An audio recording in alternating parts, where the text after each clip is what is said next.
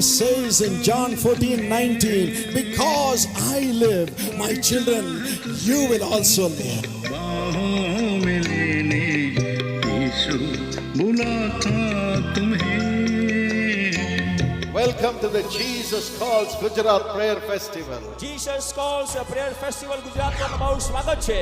Jesus calls and God bless you. ઈસુ તમને બોલાવે છે અને પ્રભુ તમને આશીર્વાદ આપે.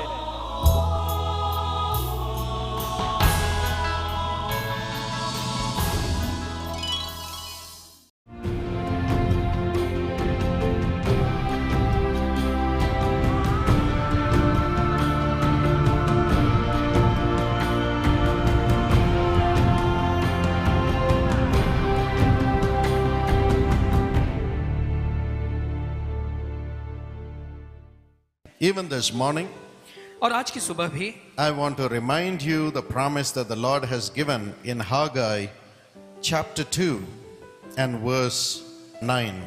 और इस समय भी हग्गाई की पुस्तक जो दूसरा अध्याय और 9वें वचन में जो परमेश्वर का वादा है वो हम आपसे कहेंगे. The glory of this present house will be greater than the glory of the former house, says the Lord Almighty.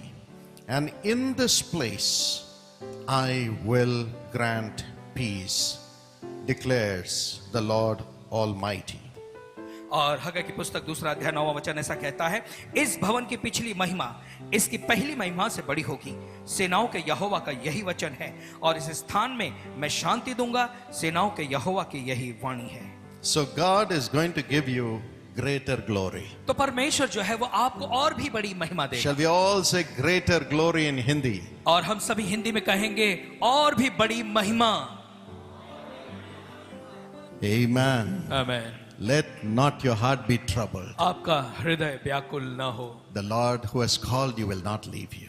वो परमेश्वर जिसने आपको बुलाया है वो आपको कभी नहीं छोड़ेगा. And for this glory to come, और इस महिमा को आने के लिए, greater glory to come, उस बड़ी महिमा के आने के लिए the Lord says, परमेश्वर कहता है now I am going to shake the heavens one more time. कि मैं स्वर्ग स्थान को फिर से एक बार हिलाने पर हूँ. I am going to shake the earth one more time. और मैं फिर से एक बार जो है इस पृथ्वी को I'm हिलाने going to पर हूँ. shake the dry land one more time. और फिर सूखे स्थानों को मैं फिर से एक बार हिलाने पर हूँ. I am going to shake the seas one more time. और मैं फिर से एक बार समुद्र को हिलाने पर हूँ.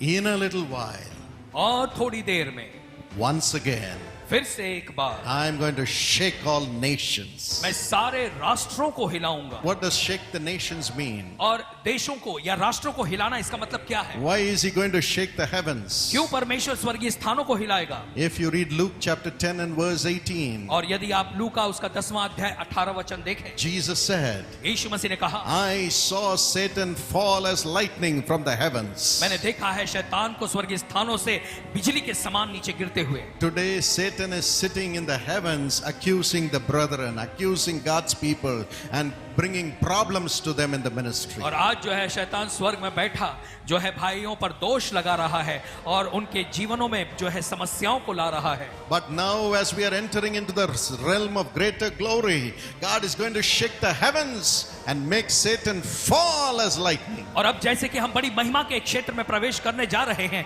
परमेश्वर स्वर्ग को हिलाएगा और शैतान जो है कड़कती बिजली के समान नीचे गिरा दिया जाएगा. And Satan will not be there to accuse the brethren and bring fighting amongst the servants of God and the children of God. उसके बाद जो है शैतान वहां नहीं रहेगा परमेश्वर के लोगों पर या परमेश्वर के संतों पर या परमेश्वर के संतानों पर दोष लगाने के लिए. There will be peace. और फिर एक बड़ी शांति स्थापित की जाएगी. Peace from the accusation of the devil.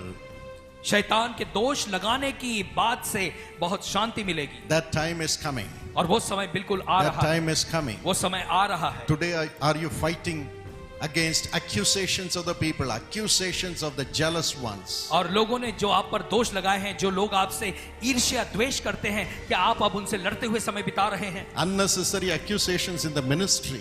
और सेवकाइयों में भी देखा है बेवजह के लोग जो है दोष लगाते रहते हैं. In a little while, God is going to shake the heavens and Satan will fall. परमेश्वर कहता है थोड़ी देर में, कुछ ही दिनों में परमेश्वर स्वर्गीय स्थानों को हिलाएगा और शैतान गिरा दिया You have जाएगा। prayed for 72 hours. और आपने यहाँ पे 72 घंटे प्रार्थना की है, Now you will never see Satan again. और अब शैतान को फिर कभी ना देखोगे, He will fall. वो गिरा दिया There'll be जाएगा no और accusation. फिर कोई दोष की बात नहीं All of होगी us will minister in oneness. और हम सभी एकता में आकर सेवा करेंगे। And we will also not be heartbroken because of some jealous people coming and discouraging us. और कुछ जलन रखने वाले लोग आकर हमें जो है निराश करते, इस वजह से हमारे भी दिल या हृदय टूटे हुए नहीं होंगे आगे। Praise the Lord. प्रभु की स्तुति हो। He says, I'm giving you greater glory now. वो कहता है कि अब मैं तुम्हें और भी बड़ी महिमा देता हूँ। Satan will fall. शैतान गिरा दिया जाएगा No accusation. और कोई दोष नहीं You लगाएगा will minister in peace. और हम शांति में सेवकाई को करेंगे Everybody will love you. और सभी आपसे प्रेम करेंगे, Everybody will love you. सभी आपसे प्रेम करेंगे। Whatever government may come, they will love you.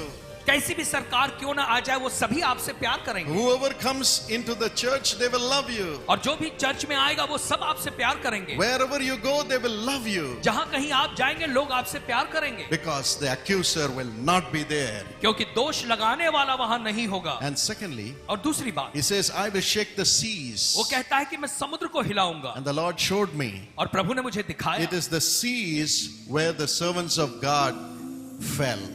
और ये वो समुद्र है जहां पर परमेश्वर के सेवक गिरते हैं। Peter walked on the water, पतरस जो है पानी पर चला, but he saw the waves. लेकिन उसने लहरों को उठते देखा Fear gripped him. और डर उसके अंदर आ गया In the sea, he began to sink. और उसी समुद्र में वो जो है डूबने लगा। Even today, और आज भी when we walk in the ministry, जब हम सेवकाई में चलते हैं do supernatural things. और अद्भुत अलौकिक बातों में चलते हैं, Oh, when the storms come against us, financial problem comes, problems of the people come, we sink even before Jesus who is watching us. और जब हमारे सेवकाई में के समुद्र में जब हम चलते हैं और फिर परेशानियों के जो लहरें उठती हैं या आंधी तूफान आते हैं और फिर पैसे की समस्या के आंधी तूफान आते हैं, भले यीशु मसीह हमारे सामने होता भी है, फिर भी हम ऐसी दशा में डूबते चले जाते हैं। Now Jesus says, I will shake that sea which is right now devouring my servants. और अब परमेश्वर कहता है कि मैं उस समुद्र को हिला दूंगा जो मेरे सेवकों को डराती है, बहकाती है। Here afterwards my servants will be bold as a lion. और अब आगे को मेरे जो सेवक हैं वो सिंह के समान जो है साहसी बनेंगे। They will have peace in their hearts with me. और मेरे साथ उनके हृदयों में शांति होगी। They will never see the storms and fear. और वो कभी भी जीवन के आंधी और तूफान को देखकर डरेंगे नहीं, I will shake the sea क्योंकि मैं समुद्र को हिला दूंगा and the seas will not devour them. और फिर समुद्र जो है वो उन्हें कभी भी डुबाने नहीं Look पाएगा। at Jonah.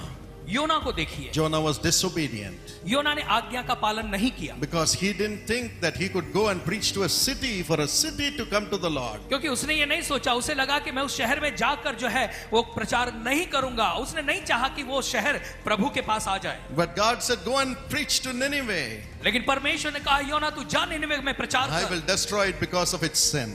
और क्योंकि निनवे को मैं नाश करने पर हूं उनके पाप की वजह से। Jonah thought he was carrying the people of Nineveh. He was afraid. और योना ने सोचा कि निनवे के सारे लोगों को उसी ने उठाए रखा है और इसलिए वो डर गया। God says, you cannot carry the people, my son, my daughter. परमेश्वर ने कहा, मेरे बेटे मेरी बेटी, तू लोगों के बोझ को नहीं उठा के चल सकता। You may be the father, you cannot carry your children. आप पिता हैं हो, लेकिन फिर भी आप अपने बच्चों के बोझ को उठाकर नहीं चल You सकते। need not.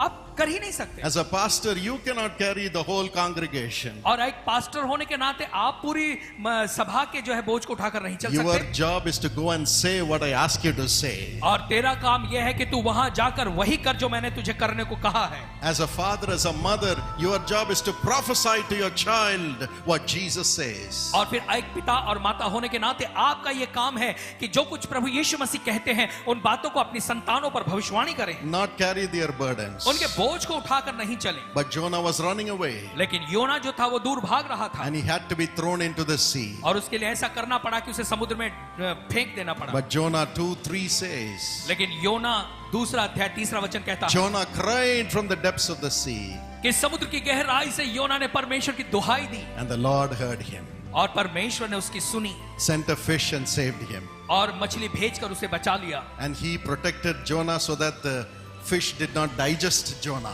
और फिर परमेश्वर ने योना को जो है संभाले, सुरक्षित रखा ताकि योना जो है मछली के पेट में पच न जाए।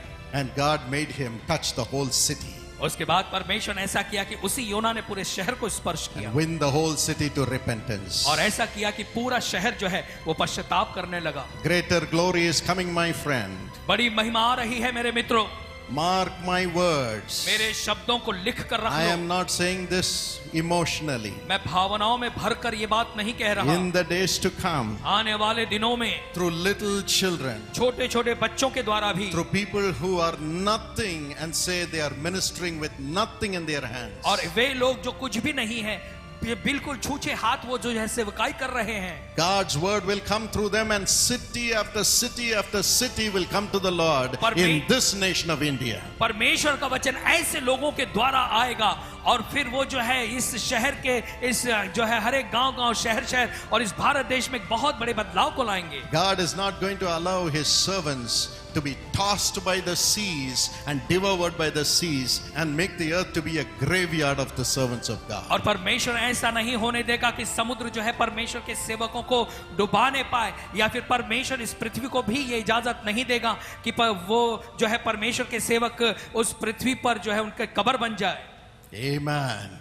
He says, I am going to shake the seas which are devouring my servants. और वो कहता है कि मैं उस समुद्र को हिला दूंगा जो मेरे सेवकों को जो है बहकाती है। No servant of God shall backslide anymore. और फिर कोई भी परमेश्वर का दास सब प्रभु से दूर कभी नहीं होगा। No person who follows Christ shall backslide in a family. और कोई भी ऐसा व्यक्ति जो कि प्रभु के पीछे चलता है वो कभी भी उसका परिवार प्रभु से दूर नहीं जाएगा। God will shake the seas from now on. क्योंकि अभी से परमेश्वर समुद्र को भी हिलाएगा। And he will make the servants of God walk on the water. और परमेश्वर ऐसा करेगा कि उसके सेवक जो है पानी पर चलेंगे। And he will make everyone who follows him and worships him walk on the water and fulfill God's plan. परमेश्वर ऐसा करेगा कि हर एक वो व्यक्ति जो उसकी आराधना करता है, जो उसके मार्ग पर चलता है, वो पानी पर चलेगा और वो कार्य करेगा। There will be divine protection. और एक बड़ी अद्भुत तरीके से आपकी रक्षा की जाएगी। Every ministry will be protected. और सारी सेवकाइयों की रक्षा होगी। And every word that you speak will not fall on the ground and be swallowed by the sea. It shall bear fruit. और हर एक शब्द जो है जो आप बोलते हैं वो यूं ही जो है जमीन पर गिरकर व्यर्थ नहीं होगा, लेकिन जो भी आप बोलेंगे वो कई गुना फलदायी होगा। Today I declare it for India in the Baptist Union Church. और आज ये बातों की घोषणा मैं करता हूं भारत के लिए इस बैप्टिस्ट यूनियन चर्च में And for your families. और आपके परिवारों के लिए भी। Yes, give the Lord a big hand clap and say, thank you, Lord. और I जोर से receive तालियां it. बजाकर प्रभु के लिए धन्यवाद दें और कहें कि ये बातों को मैं स्वीकार करता हूं। Amen. आमीन। And finally, और अंत में he says, I will shake the dry land. परमेश्वर कहता है मैं मरुस्थलों या रेगिस्तानों को हिलाऊंगा। What is the dry land? रेगिस्तान क्या होता है? Dry land is the path in which God's people walk to receive the promises of God. और रेगिस्तान वो होता है जिसके दौर से होकर परमेश्वर के लोग जाते हैं और आगे जाकर परमेश्वर के वायदों को पाते हैं। The devil sends the Pharaoh and his armies to stop the people of Israel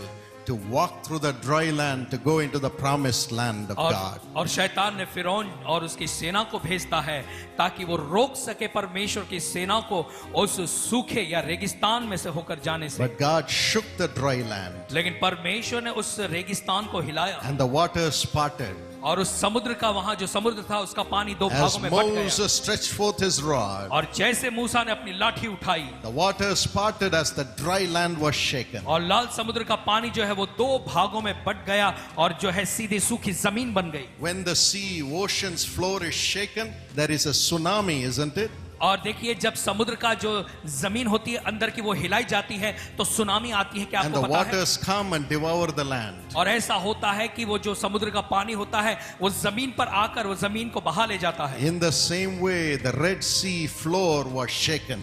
और उसी तरीके से परमेश्वर ने लाल समुद्र का जो तल था उसको हिला दिया The waters parted. और ऐसा हुआ कि पानी दो भागों में God बट made a गया way. और परमेश्वर ने रास्ता निकाला, God made a way. परमेश्वर ने रास्ता बनाया, And his servants went into the promises of God. और उसके जो सेवक थे वो उसके वायदों के स्थान की ओर बढ़ चले। Are you surrounded by enemies on all sides? क्या आपकी परिस्थिति ऐसी है कि चारों ओर से आप दुश्मनों से घिरे हैं? And you say, where are the promises of God? क्या आप ऐसे दौर में हैं जो कहते हैं कि अब ऐसे में परमेश्वर के वायदे कहां गए? God promised so many things. परमेश्वर तूने तो मुझसे कई वायदे किए थे, But now the Red Sea is before me. लेकिन मेरे सामने अब एक लाल समुद्र आ खड़ा है, The Pharaoh's army are behind me. और फिरौन की सेना मेरे पीछे से चली आ रही है। Looks like I'm going to be killed with my family. ऐसा लगता है कि मैं और मेरा परिवार अब मारे जाएंगे। But God says, I will shake the dry land. पर लेकिन परमेश्वर कहता है मैं रेगिस्तान को हिला दूंगा I'll open the Red Sea. और लाल समुद्र को दो भागों में You बांट will दूंगा, walk on the dry land. और तू सूखी जमीन से होकर आगे बढ़ जाएगा। Bible says they walked on the dry land to the promised land. और मैं बता दूं कि वो जो है सूखी जमीन से होते हुए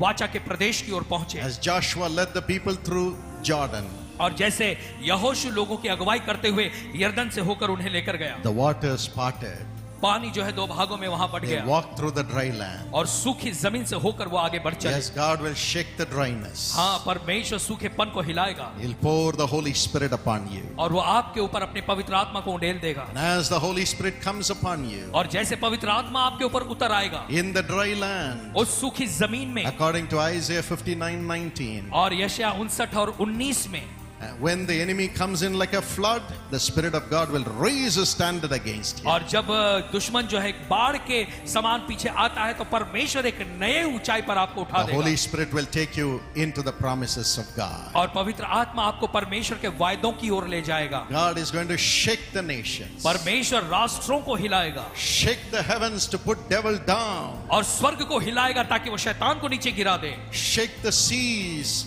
to protect his children, और समुद्र को हिलाएगा ताकि वो अपनी संतानों की रक्षा कर सके, to protect the anointing that is upon them, उस अभिषेक की रक्षा कर सके जो आपके ऊपर है, to protect the unity among them, और उनके बीच की जो एकता है उसको सुरक्षित रखे, to protect the word of God that has been given to them. और परमेश्वर का वो वचन जो उनको दिया गया है उसकी रक्षा हो सके। And he will shake the dry land और परमेश्वर रेगिस्तान को हिलाएगा to open the way रास्ते को खोलने के लिए, for you, his children, to enter into the promises of God. ताकि आप जो उसकी संतानें हैं वो परमेश्वर के वायदों में प्रवेश कर सकें, The Holy Spirit will take you into the promises. और फिर पवित्र आत्मा जो है उन वायदों में आपको ले चलेगा, You need not fight even one Egyptian. और आपको एक भी मिस्री से लड़ना नहीं पड़ेगा, They will be fought by the Lord. और परमेश्वर उनसे लड़ेगा, You will walk into the promises of God. लेकिन आप परमेश्वर के वायदों में बढ़ चलेंगे, You'll have greater glory, और बड़ी महिमा होगी, and he will grant peace. और वो आपको शांति देगा, Peace. शांति देगा, Peace in your life. और आपके जीवन में शांति देगा, Peace in your ministry. आपकी सेवकाई में शांति देगा, Peace in the nation. और इस देश में शांति देगा, God's people shall have peace in the nation. और फिर परमेश्वर के लोग इस देश में बड़ी शांति से रहेंगे। As you hold on to God और जैसे आप परमेश्वर को थामे रहेंगे, in the midst of the glorification process, और ये जो महिमा में बढ़ाए जाने की उस प्रक्रिया में, the path of the cross, उस क्रूस के रास्ते में